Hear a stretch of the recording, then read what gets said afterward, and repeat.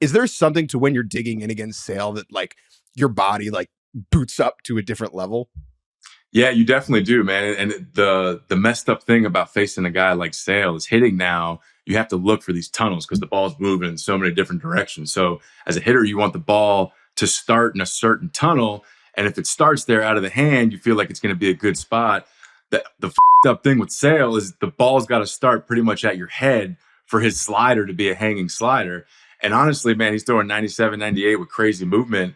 I was hunting that slider every single time. So it was tough because I want that thing to pop out of my head and I see the spin and I'm like, okay, it's a slider. But if it's a heater up and in, it's like, man, this might get me in the neck, you know? But I do have to imagine because you saw him a lot, eventually you sort of started to pick it up and have way more success than you would think than the guy that maybe sees him, once or twice every couple of years. Because if it's the first time, I have to imagine you're just like, well, what?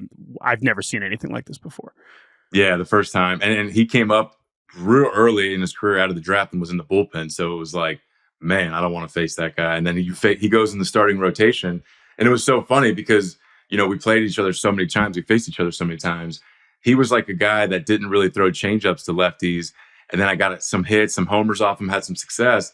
And he started busting out the changeup on me. And I hit a homer on one of his changeups. And I just remember him yelling as I hit it. He's just like, what the guys? Like, what do I throw you? And me and him just had this funny back and forth. And I'm like, dude, I have no idea what's happening. That's a great sign of respect as a left-handed hitter, that you almost level up to receiving a left-on-left changeup, because no lefty is going to get that first time in an at-bat against a left-handed thrower. Like, you're just never going to get that. So it is a point of pride, I imagine, to get a left-on-left changeup. So from Chris Sale, you mentioned Jose Quintana. Mm-hmm. What was it about Quintana you think that gave you fits? Man, it was a nice, easy delivery. He had nice movement on his fastball, though. It was a good quality sinker. And it's one of those things, man, where like you think you're swinging to a certain spot and you go back and look on video and it's just a ball or a half ball away from that spot. So Quintana was so effortless that the ball kind of jumped out of his hand. So it's like, man, it's as the older you get in your career, essentially what pitches you're going to get and how the pitcher's going to attack you. So I knew Quintana was coming at me with sinkers. I knew it was comfortable, but I just couldn't get under it, man. I couldn't, really get through it and under it the way I wanted to. It really is just, the numbers are striking, just like to compare it with Sale. So against Quintana, you were 17 for 80. Oh, okay. Man. 17 for 80. And against Sale, you were 18 for 52. Right. That's and I cannot imagine there are many hitters who have those splits left on left against those two guys. It's just so interesting. Man. I can't even explain it. Before I do want to go. We'll get you feeling good here again with the other guys that you crushed. But is there anyone else that stands out that gave you particular fits? I mean, again, we have the numbers in front of us, but from off the top of your head, pitchers that you did face a lot, whether it was in the Central or even later in your career, that you had maybe guys that were Hall of Famers or guys that you wouldn't expect that you had trouble with? Yeah, I would say towards the end of my career, and when I signed in San Diego and Walker Buehler started coming up, because really the left on left thing we just talked about, there was really no righty that I'm like really kind of sweating facing stuff wise. I feel like you can see it all. It's just a matter of executing. And then Walker Buehler, those first couple of years, man, his stuff was filthy. And I remember we faced him one of the first times in a game in Mexico and they threw a combined no-hitter. And I'm like, man, this he's got nasty stuff. But as a righty, that was the first time that's happened. I do want to talk about some of the other guys we have mentioned, but just, again, like those Hall of Famers, CC Sabathia just getting into the Hall of Fame. You face some other guys that, of course, will be in the Hall of Fame. We mentioned Verlander, we mentioned Scherzer, Kershaw, someone you saw a little bit.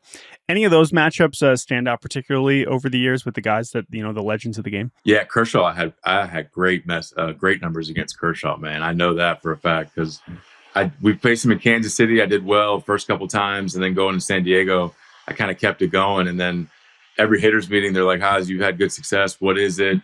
But it's funny. The first time we faced Kershaw, or second time, we were in LA. It was the day before the All-Star game, and it's 2016, 15 or 16. One of those years where remember the fans kind of flooded the voting. And 6-7 guys on the Royals made Omar Infante, baby. We'll never forget it. Of course. Yes. Well, so literally everybody on our team is going to the All-Star game but me, right? Like the whole starting lineup. So the day before travel day to go to the All-Star break, it's a day game. We're in LA. Get to the field. We got the lineup. And literally, I'm like the only guy in the lineup. All the All-Star guys are not in the lineup. They're like down, like they're like hour before the game, packing their All-Star bags up, getting all their shit ready to go to the All-Star game.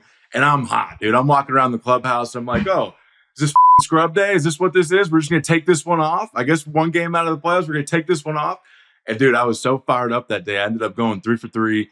I got a homer the first at bat. I'm in the dugout. I'm like, you guys go pack your All-Star shit. Daddy will take care of this. You go pack your All-Star shit. I got this. And then I got a couple more hits, so I was just talking shit the whole game. This is great. Okay, so July 9th, 2017, Dodgers 5, Royals 2. The Royals had 6 hits that day, and Haas had 3 of them.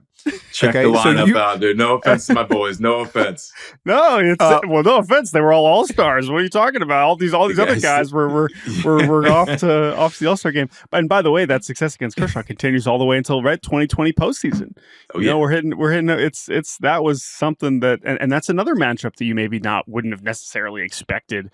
But the fact that you dominated Sale and Kershaw is quite the thing you can kind of flex on as a left-handed hitter in the big leagues at this time. It's wild, man.